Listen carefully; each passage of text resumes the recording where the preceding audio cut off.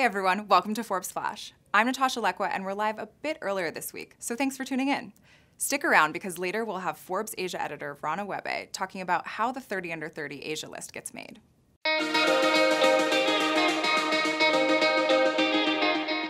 Facebook stock and Mark Zuckerberg's wealth both continue to fall, with Zuck down almost $13 billion as of Tuesday this week. This is after the U.S. Federal Trade Commission confirmed Monday it has launched an open, non-public investigation into Facebook's privacy practices. Since the news broke on March 17th about Cambridge Analytica's improper use of data gathered via Facebook, attitudes toward tech companies have been less than favorable. Zuck isn't the only tech tycoon losing money. Jeff Bezos, the only centibillionaire on the Forbes billionaire rankings, has lost $4.6 billion as of Tuesday. Here's a few stories you might have missed this past week. Apple announced their plans to win back the U.S. education market in Chicago this week, but the effort may be coming a bit too late. Since 2012, Apple's grip on the education market for K-12 hardware has slipped from 52% then to only 12% as of last year. Apple's devices cost twice as much as competitors, the batteries don't last as long, and the environment doesn't live mainly on the cloud, causing issues for schools. Apple's attempt to compete with Google and Microsoft will include the rollout of new apps along with updates to existing software. But according to educators, Apple's dominance on the market is unlikely, as most school systems would now require a complete transition. The exclusive interview with porn star Stormy Daniels whooped records, drawing in the highest ratings of 60 Minutes in a decade. The interview detailing Daniels' alleged affair with President Donald Trump in 2006 drew in 21.3 million viewers. This is the highest-rated episode of the news magazine series since Barack and Michelle Obama gave their first interview following the 2008 election. Historically, presidential scandals have brought in high ratings. Monica Lewinsky's 1999 interview with Barbara Walters on 2020 drew an average of about 48.5 million viewers. Gwyneth Paltrow's health and wellness company, Goop, has raised $50 million in their Series C funding. This round will support international expansion, focusing on e-commerce into Europe by year's end, and overseas events. Goop claims revenue has tripled year over year for the past 2 years, with makeup being the fastest growing revenue stream, claiming sales will increase 200% this year. This week, Waymo announced a plan to roll out up to 20,000 electric Jaguar SUVs in its planned self-driving taxi service, starting as early as 2020. The move is a bold one, especially in the wake of a major pushback against self-driving vehicles following the first pedestrian death. According to Waymo's CEO John Krafchick, their autonomous cars would have been able to handle the situation, unlike Uber's vehicle. The deal with Jaguar has apparently been in the making for 9 years, and it'll be a fruitful one. The deal could be worth more than $1 billion for Jaguar. Our 2018 class of 30 under 30 Asia came out this week, with 300 honorees representing 24 countries spanning Asia-Pacific, including Azerbaijan and North Korea for the first time. Some notable names on the list include BTS, the Korean boy band that popularized K-pop in the US, and 25-year-old Japanese innovator Kaz Ishigame, who launched an Airbnb for satellites. Follow along with the list on social by checking #ForbesU30Asia. And next up, more details on how this list gets put together from our Forbes Asia editor, Rana Webe.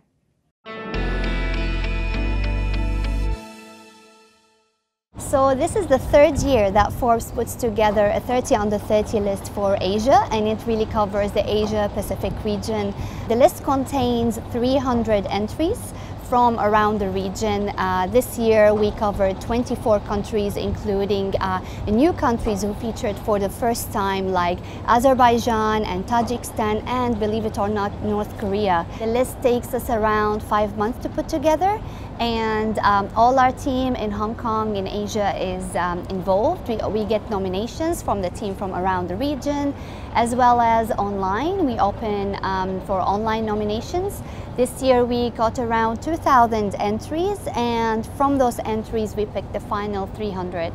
To help us vet the list and to make sure that it's credible enough, we do assign some judges who are very influential people in their own industries to help us pick the final 30 These judges include Alan Zeman and Chef Mei Chow. They're very well-known personalities and very respected in Hong Kong and in Asia. We have judges from all around the region, the same way with the listees. We have someone from Japan, Mr. Hiroshi Mikitani, who is the CEO of one of the biggest e-commerce companies in the region, Rakuten. We know with the editors and with the producers, together with the judges, we make the final decision.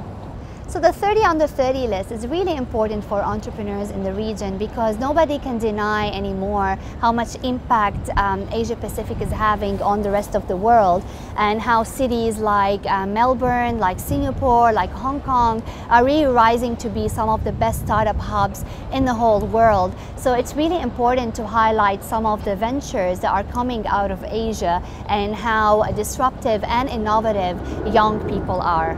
So for me, one of the listees that really stood out is actually a couple, a duo, who started a venture in India called Green Soul. There are about 350 million shoes that go in landfills each year, while 1.5 billion people don't have a pair of footwear. And Green Soul is a social enterprise that basically came out of their personal experience as athletes. They were going through a lot of athletic shoes and throwing them away, and they were thinking about the impact it's making on the environment. And at the same time, especially in India, you have a lot of people who don't even have access to footwear. So what they're doing is that they're taking these discarded shoes that eventually might have ended in a landfill, and they're creating sandals that get donated to people who don't have access for shoes.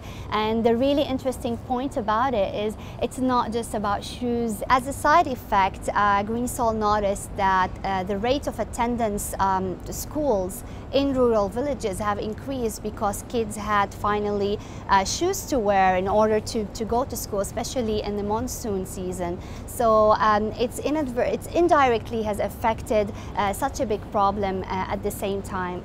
Every year we notice a few trends coming out of the list, and this year in particular it was interesting to see some trends, especially in tech, coming out of China and Japan, and the use of artificial intelligence, incorporating and adopting blockchain outside of the finance industry, as well as some innovative ways to disrupt established industries.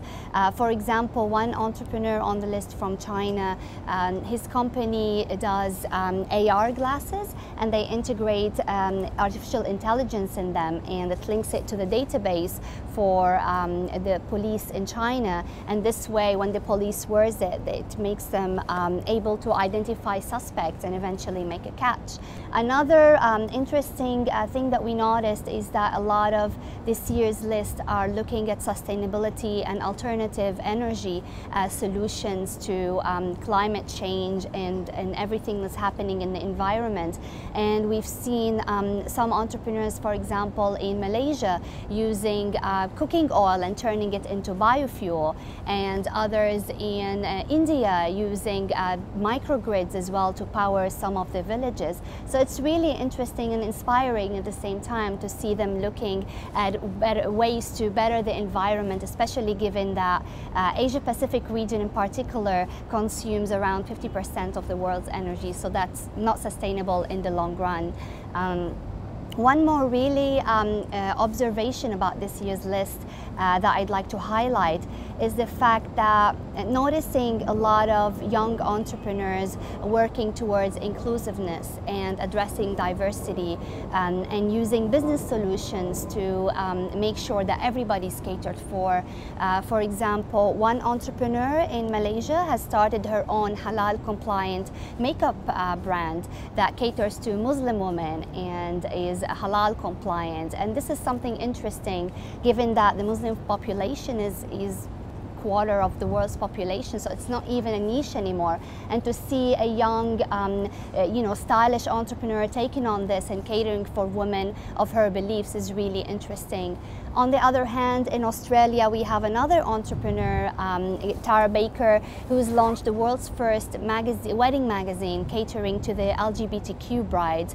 And she's already been downloaded in 40 countries. And it also goes to show that everybody is trying to follow their beliefs and follow their ethos, but also build businesses that cater for people like them.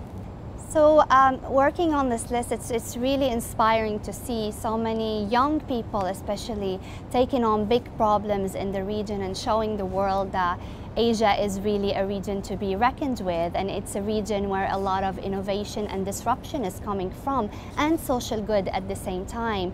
And with this day and age where everybody is connected through the internet, it is important, as much as we know about what's happening everywhere else in the world, that the world knows about what's happening here and create more exposure to these young entrepreneurs.